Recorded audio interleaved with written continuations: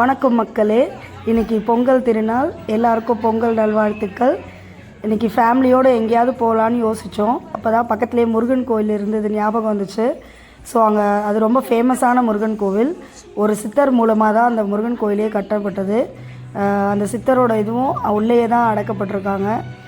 So யாருக்கு எங்கே போனனாலும் இந்த முருகன் கோயிலை நீங்கள் வந்து பார்க்கலாம். ரொம்ப நல்லாயிருக்கும். ஆறுபடை வீடுக்கு போகிறோன்னு நினைக்கிறவங்களும் இந்த முருகன் கோயிலுக்கு கண்டிப்பாக வரலாம். ஏன்னா எல்லாமே இங்கே இருக்குது. உள்ளே ஒரு என்ட்ரன்ஸ் போன உடனே பிள்ளையாரை பார்ப்போம். அதுக்கப்புறம் போனால் ஒரு ஸ்டெப்ஸ் ஏறி தான் முருகனை போய் நம்ம மேலே தரிசனம் பண்ணுவோம். யாருக்கெல்லாம் ஆறுபடை வீடு போகணுன்னு ஆசை இருக்கோ எல்லாருமே இங்கே வரலாம்.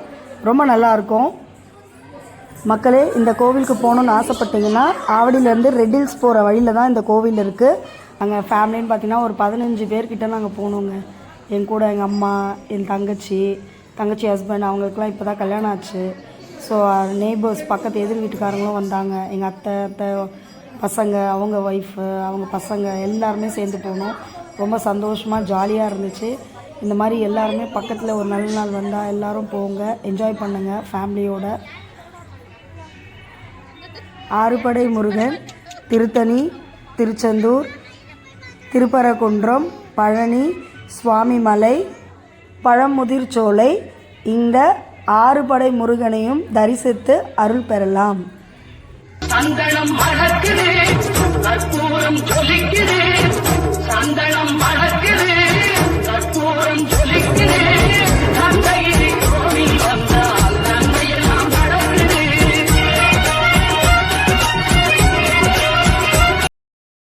அப்படியாம்மா?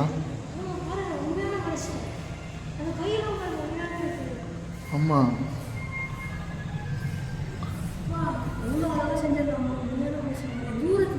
இவர் தான் இந்த கோயிலில் சமாதி ஆயிட்டாரு.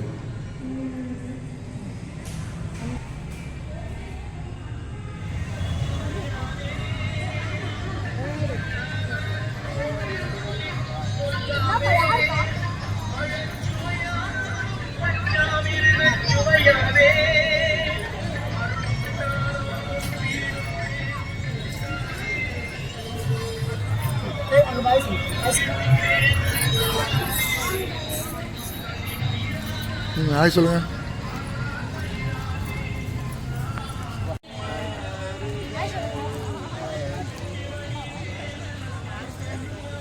ஹாய் சொல்லுங்க. ஹாய் சொல்லுங்க. Hi guys. இங்க ஒருத்தர் இருக்கான். அவனை அப்படியே அவனை வந்து அப்படியே விட்டுறணும். நீங்க அதெல்லாம் கண்டு